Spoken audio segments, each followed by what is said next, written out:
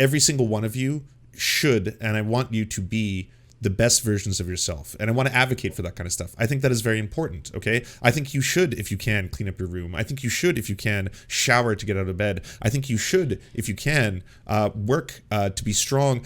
But there's a big variety of tactics. The same people who are going to be the people who are able to go to the front lines and protest and be like Antifa super soldiers or whatever you want to call it, those don't necessarily have to be every single leftist.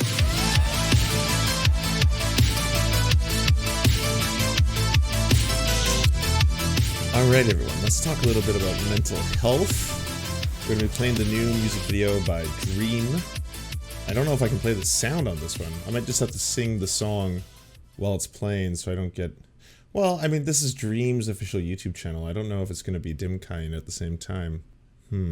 Interesting. All right, let me play a little bit of the start of Mike's stream, and I'm going to try and avoid drama altogether while talking about these topics. Use out there pissing him off. Like, that's not cool.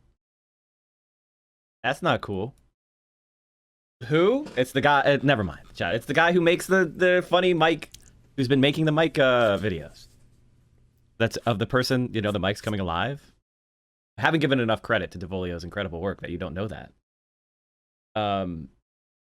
Let me address that after. Well. We have a lot to talk about today. Let's talk about leftist grifters. So, this is going to be, I'm going to have a very fair discussion about this concept. So what is a grifter? There's a lot of different definitions. It's really in the eye of the beholder, but here's my definition of a grifter. Somebody who puts forward beliefs or acts so incompetently while given infinite money. So you put forward beliefs that you don't hold for money, or you're flooded with cash because of your beliefs, and you're so manifestly incompetent and lazy that you squander it all. So there's, you know, the outright malicious grifter. You know, a good example of a malicious grifter would be somebody like Dave Rubin. Dave Rubin is a fucking grifter. He just believes whatever he's paid to believe. True. Right? True. And then you have grifters like the Rose Caucus. You have grifters like Joshua for Congress. And Joshua is a grifter. You have grifters that, like the Movement for a People's Party. People that exist purely to suck up money, attention, energy for no fucking purpose because they're so manifestly incompetent. And all they do is shit on or ruin otherwise useful movements.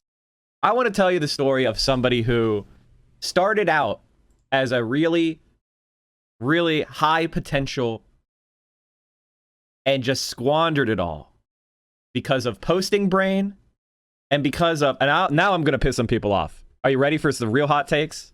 Okay, sorry. The infantilization. This is the part I wanted to get to, and then talk a little bit about of people online. There, I fucking said it. There, I fucking said it. The infantilization of people online. What do I mean by that? It is the, I'll call it it's the padded cell mentality, which is like, what do I mean by that? You took a shower this week? Wow, king, queen, you took a shower this week. Wow, you're such a king. How did your anxiety, how did you manage to turn on the water with all your anxieties? Holy shit, let me give you a fucking hand. That's what's going to piss people off. That's okay, I don't mind. It's funny because a lot of times people come to me and they're like, Mike, how do you do it? How do you stream every day? Like, how do you do it, man? You stream so much. And it's like, here's what I do.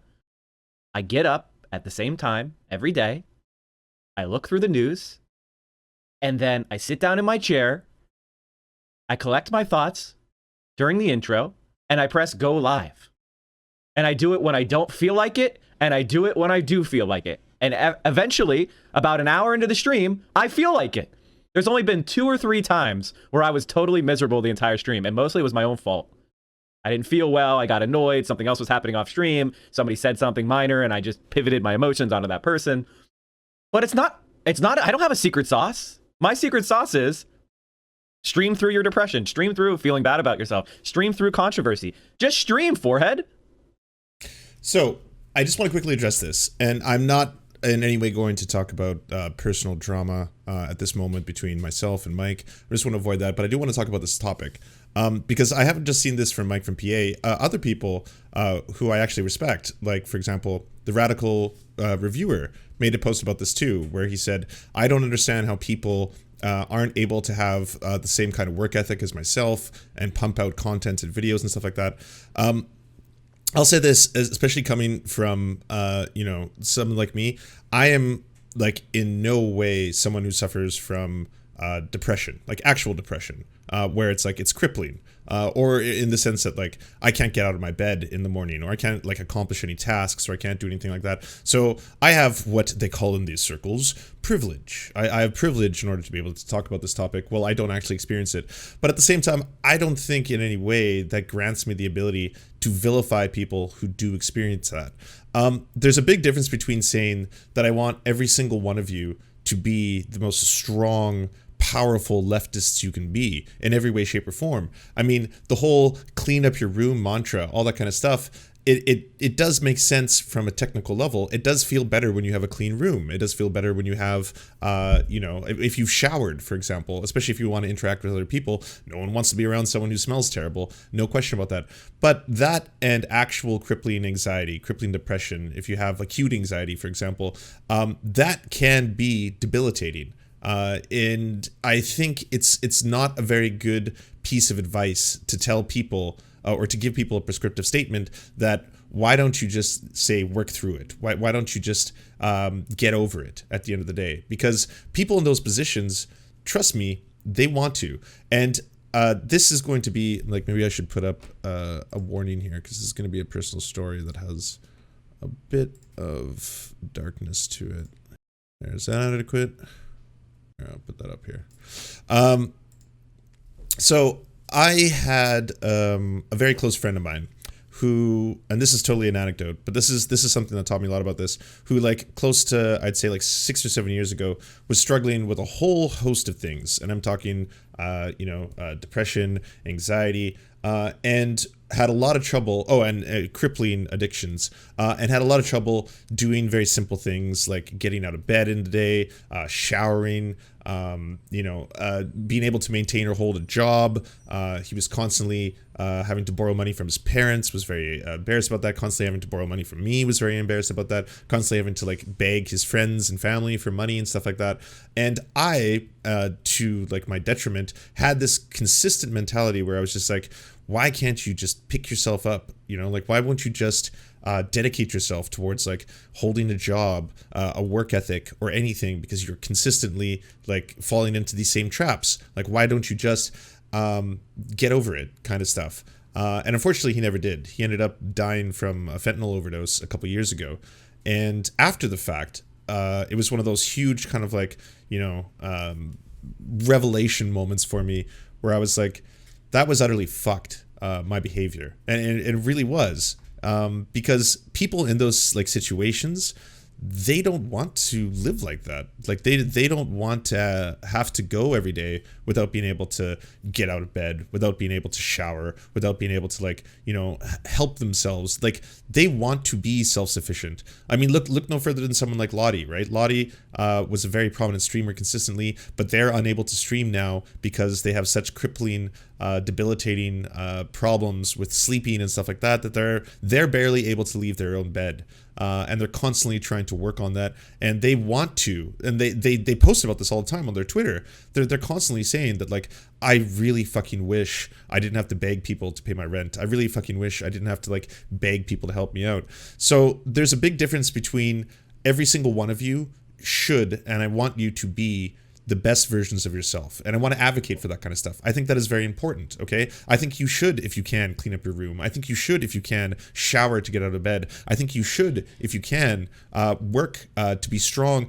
But there's a big variety of tactics. The same people who are going to be the people who are able to go to the front lines and protest and be like Antifa super soldiers or whatever you want to call it, those don't necessarily have to be every single leftist. There's some leftists who should just be able to be at their homes canvassing and calling people to join the local IWW or DSA or something like that. There's other leftists who are going to be really good at being public advocacy experts and stuff like that. There's some leftists, and I'm sorry to say this, who are going to be, debate bros and bras on the internet who are capable of pushing back against some of the worst ideas propagated by conservatives, the alt-right, or whatever it is, or even liberals. I'm just saying that there's a variety of tactics, and like what I try to do most consistently is try to demonstrate that like you can be powerful in your own ways. Like being strong doesn't necessarily mean you have to be physically strong or even have mental fortitude, right? Being the best version of yourselves is different than, say, just get over it or just be better.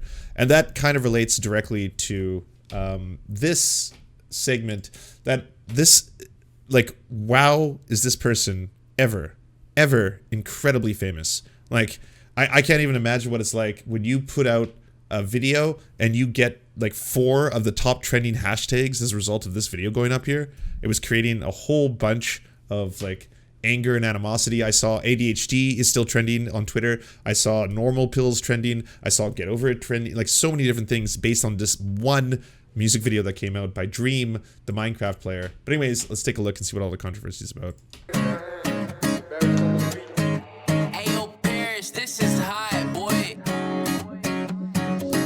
I wear a mask with a smile for hours at a time. Stare at the ceiling while I hold back what's on my mind. And when they ask me how I'm doing, I say I'm just fine. And when they ask me how I'm doing, I say I'm just fine. The fact is, I can never get off of my mattress. And all that they can ask is, why are you so sad, kid? That's what the mask is. That's what the point of the mask is. So you can see I'm trying. You won't see me crying. I'll just keep on smiling. I'm good.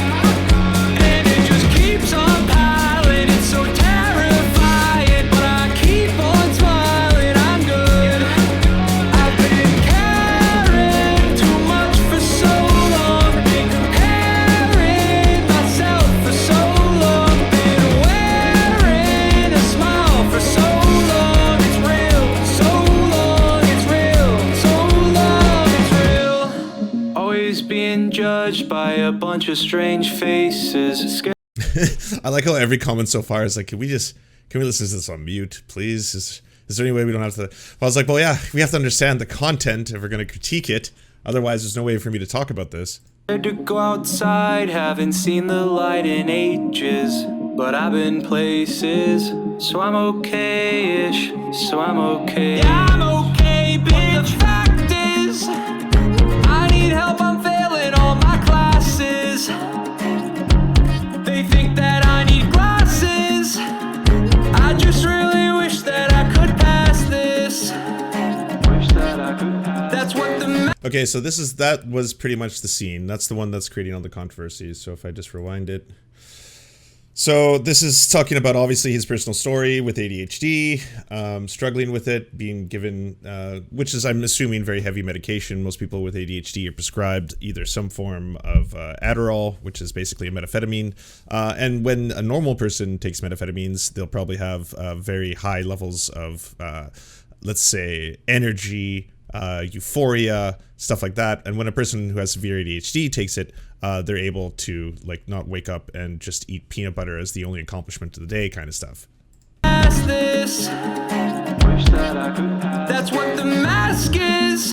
And so, yeah, this is obviously someone's personal stories, struggling with depression. Obviously, depression, anxiety, that kind of stuff also runs really, really high with people who have ADHD. I remember when I finally saw a psychiatrist about my ADHD, they were like, you are very unique in that, like, you don't suffer from anxiety or depression, which is like usually not characterized with people, especially adults who have it. But it's like anything else, right? There's a spectrum that like one size does not fit all. Some people with ADHD struggle to even be able to like accomplish anything during the day without very severe, medication and or seeing a psychiatrist, stuff like that. Whereas other people have a variety of problems in their everyday life. Like myself, I have an incredible difficulty memorizing numbers, names. I do really weird shit. Like I'll put chips and stuff that doesn't belong in the fridge all the time, and I don't even think about it. I misplace stuff around the house without even thinking about it. It's as if like that part of my mind doesn't even calculate what I'm doing until after the fact, and my partner finds it and she'll be like, why did you put this bag of chips in the fridge? And I'll be honestly like,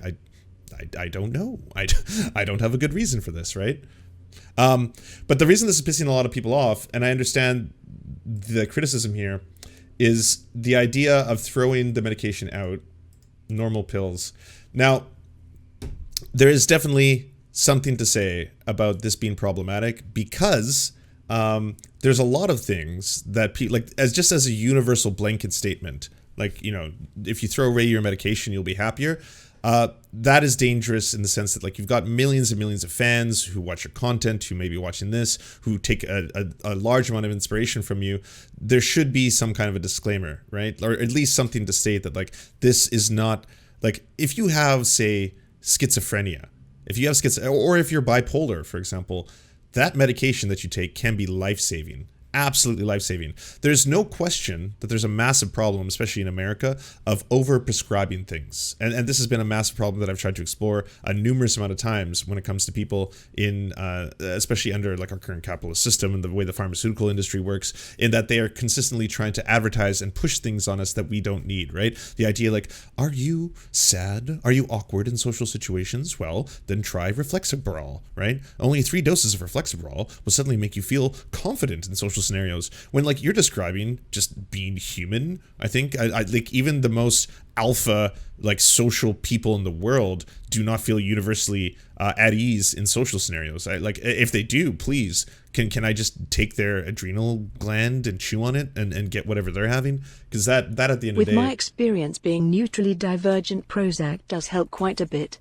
I wouldn't fully recommend it to anyone unless you get cleared by a psychiatrist, obviously. Yeah, for sure, Marco. Thank you for the donation, by the way. I appreciate that.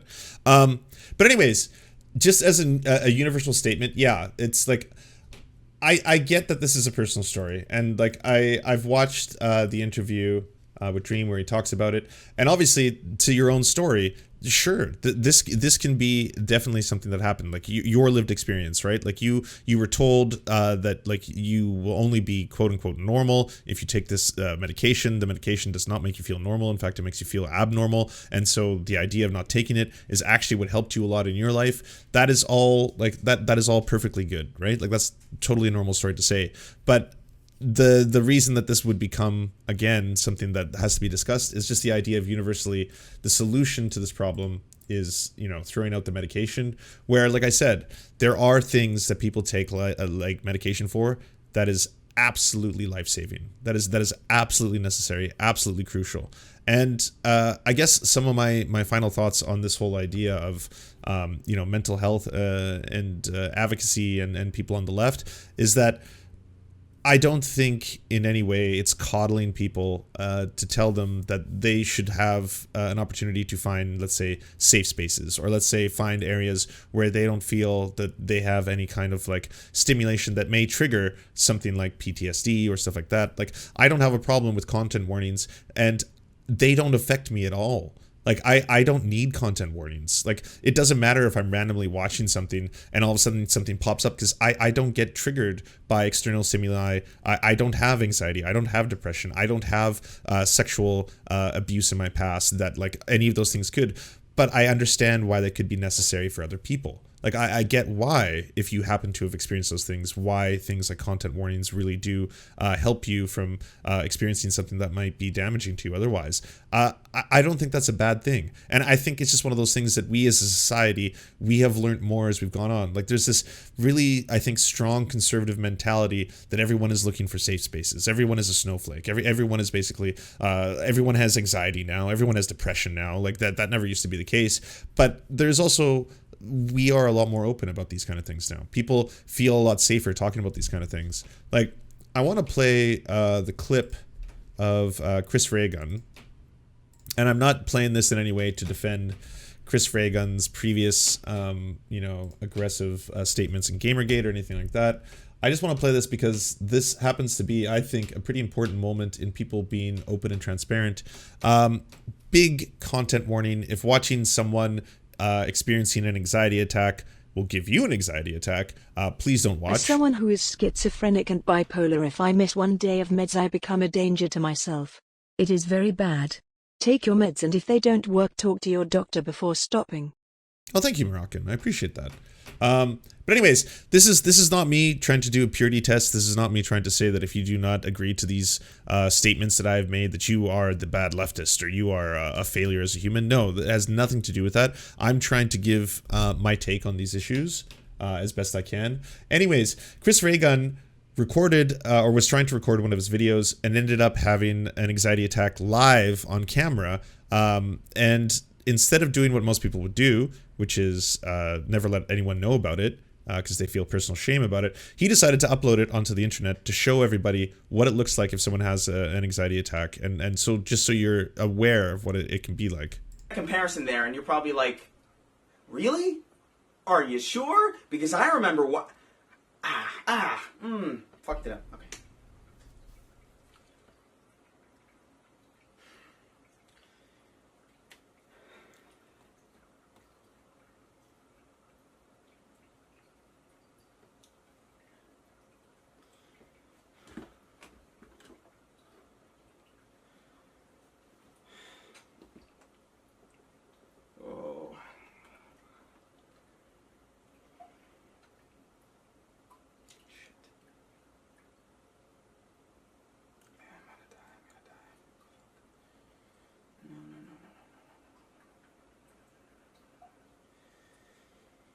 Oh my fuck. Damn it.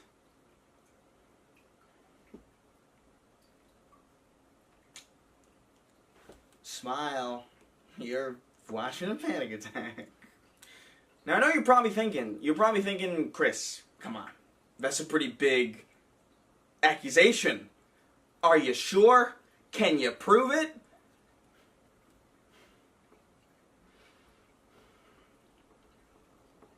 Ooh, where's my fucking water?